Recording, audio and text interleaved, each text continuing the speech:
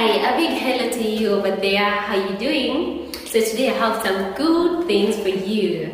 Some goodies. That is what you call them, goodies. Some goodies. Yes.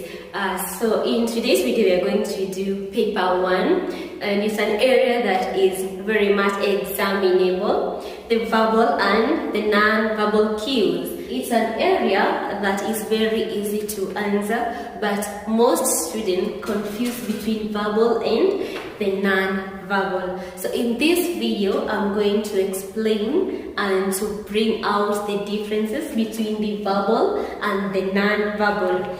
And I'll also give you 3 different types of questions that might be tested in this area. So you want to pay attention to the end of this video. The verbal cues, or the verbal ways of communication. It means communication by the use of the words of the mouth. And I have 3. Number 1 is mimicry. The pronunciation, mimicry, I don't know how you pronounce it, but that is it. And this is imitating the voice. If you ask me if there is a difference between dramatization and mimicry, I'll say yes. In mimicry, you imitate or copy the voice. In dramatization, you copy the action. So that is mimicry, imitation or copying of the voice. Number 2, you have the tonal variation. And this is the rising intonation, the falling intonation. So this comes here. So in some instances, like a statement, you use the falling intonation, a question, the rising intonation. And number 3, being audible enough. So these are the verbal ways of communication. So I'm going to give you a question that was tested in this area. Listen carefully. Your teacher of English has asked you to present an oral narrative to your class during the English lesson. List 3 verbal techniques you will employ so as to make your narration interesting to the audience. 3 marks. So these are the verbal ways. Now in answering this question, you're going to give a statement. If you say mimicry, tonal variation, audible, that is not an answer. You're supposed to be smart. So these are the answers, but then you're going to phrase them in the right way. So number 1 is a good student or a bright student. I would use mimicry appropriately. I would use tonal variation appropriately. I would be audible enough. So that is the correct response. Don't confuse the verbal and the non-verbal. These are the verbal. From there we are moving to the non-verbal ways of communication, and it actually means communicating without necessarily using the word of mouth. You can use the signs, but still you pass on information to someone. And number 1, we have the gestures. Which gesture do you know? Can do this. We can do this.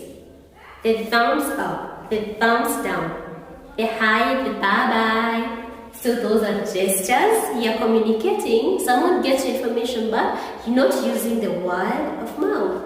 Number 2, dramatization. You're copying or imitating an action. Number 3, we have body movement. You have facial expression, you can smile, you can frown. Yeah, those are, it's communication. You smile, it shows that you're happy. In a funeral, you're going to, no, you're not going to smile. From facial expression, you have the pregnant poses. Here you just narrating the narrative and then you pause like for 1 minute, and then we are expecting after the pause, you're going to tell us something. That is what we call the pregnant pause. So I'm going to read a question that was said from this area again, so that you can differentiate the verbal and the non-verbal. You are reciting a poem to an audience.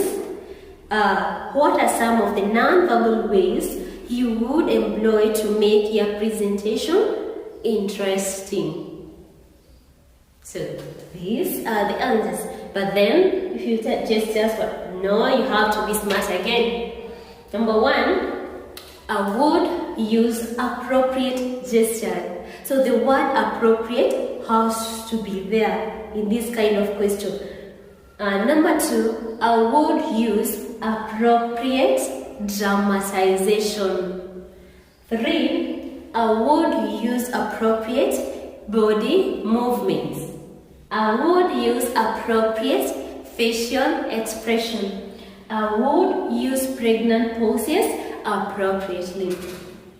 And why are we using the word appropriate? Because we are not sure about if the poem is happy or it's about something that brings sad emotions. That is why we are not specific. But then, so we have to use the word appropriate in this kind of question.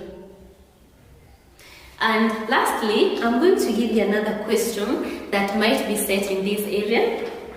That is question number 3. You are narrating an oral narrative to an audience. What would you do to make your narration interesting? So this question has not specified whether you should use the verbal or the non-verbal. In this case, you can use any.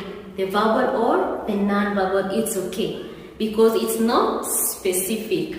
So in that case, I would use mimicry, I would use appropriate tonal variation, I would use appropriate dramatization, appropriate body movement, appropriate facial expressions, all of them accepted. So that is it about today's lesson. Still on the same area, I'm going to come up with another video. Tested if you have a narrative or a poem and then you're asked this kind of question. This is the response, but then the answering is different. So see you in our next video. Thank you so much for watching and bye bye for now.